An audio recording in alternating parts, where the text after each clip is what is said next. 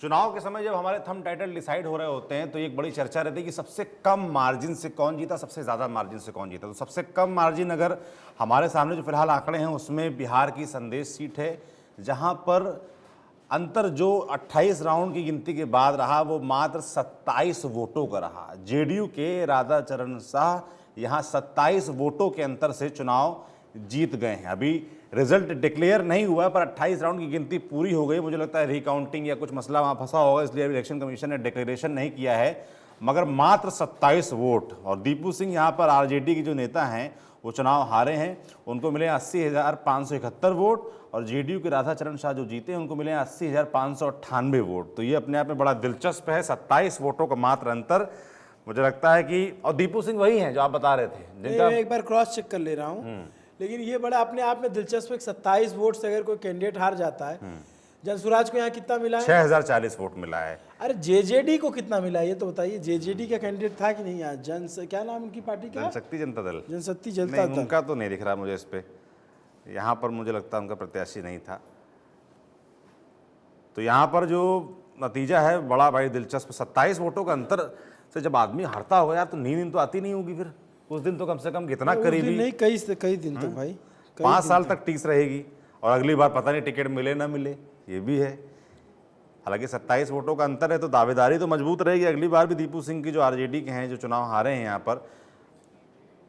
बाकी जनसुराज पार्टी के लिए अक्सर ये कहा जाता है कि भाई जहाँ जनसुराज लड़ी वहाँ उसने किसका नुकसान किया।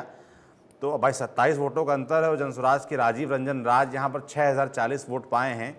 तो अगर सीधा गणित देखें तो लगता है कि भाई इन्होंने कहीं ना कहीं आरजेडी का नुकसान यहाँ कर दिया है। इनका क्या नाम है? दीपू सिंह। दीपू सिंह। दीपू सिंह एफिडेविट में खोलता हूँ एक बार।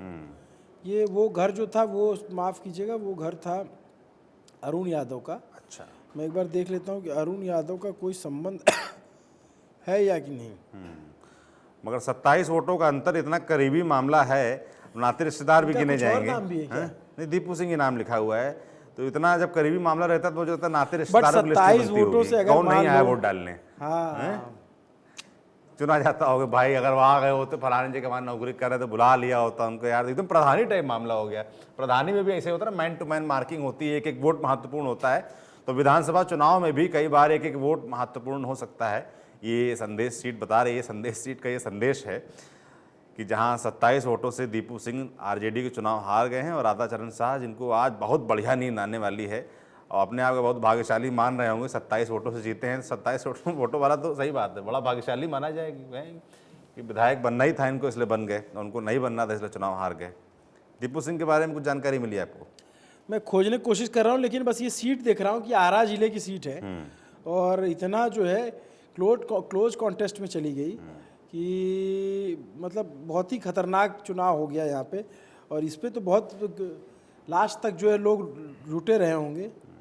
तो जैसे संदेश है वैसे एक सीट और है, जहां संदेश में दिख रहा है 27 वोटों को मात्र अंतर है 28 राउंड के बाद। वैसे आगियाओं एक सीट है जहां पर 26 राउंड की गिनती के बाद मात्र 95 वोटों का अंतर रहा है हार जीत में।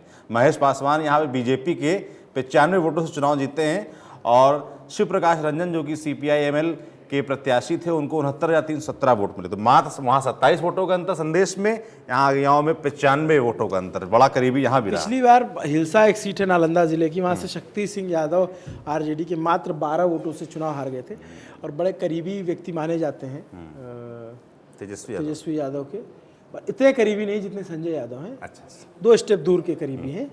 तो उनके वो चुनाव इस बार हमको लगता है और बड़े अंतर से हार गए, हाँ, क्योंकि पार्टी 16,000 के खिलाफ वोटों का अंतर इस बार है हिलसा में। पिछली बार 12 था, तो जैसे हम 2 सीटें आपको बताई जहाँ पे 95 और 27 वोटों का अंतर है। वैसे तो दर्शकों की जानकारी के लिए बता दें, खासकर जो हमारे यंग चैंप है, यंग दर्शक है, जो पॉलिटिक्स में अभी नया रुचि लेना शुरू किए हैं, थोड़ा बहुत इंटरेस्ट आया है। एक बार CP जोशी जो है वो राजस्थान के एक नेता है, कांग्रेस के बड़े नेता हैं, सेंट्रल में मिनिस्टर भी रहे हैं, राजस्थान में जो है विधानसभा अध्यक्ष रह चुके हैं और बड़े बड़े पदों पर रह चुके हैं। 1 वोट से चुनाव हार गए थे विधानसभा का। और चुनाव हारे तो हारे, उस दौर में माना जा रहा था कि वो मुख्यमंत्री हो सकते हैं अगले। सिर्फ विधायकी का सीट नहीं हारे थे, ये तय था कि अगर कांग्रेस की सरकार बनी वो, और ये था कि CP जोशी मुख्यमंत्री बनेंगे। एक वोट से वो मुख्यमंत्री नहीं बन पाए ताउम्र, और अब तो खैर दूर दूर का कोई संभावना नहीं, उस एक वोट ने उनकी कितनी राजनीतिक संभावनाएं खत्म कर दी, छीन ली क्षीण कर दी। हैं। वैसे ही अब 95 वोटों से अज्ञाओं का फैसला हुआ है, महेश पासवान बीजेपी ऐसे कुछ और सीटें हैं सौरभ, बहुत सारी सीटें जो 700 500 हाँ ऐसे बहुत सारे, मगर हम ये दो जो सबसे कम लग रही है मार्जिन वो आपको बता रहे हैं। जो अन्य इसका सीटें थंब हैं, क्या होगा, 21-27 वोटों से कौन नेता चुनाव हार गया। मात्र 27 वोटों से कौन नेता चुनाव हार चलिए गया। अगले वीडियो की बढ़ते हैं, अगली स्टोरी की तरफ। जी धन्यवाद।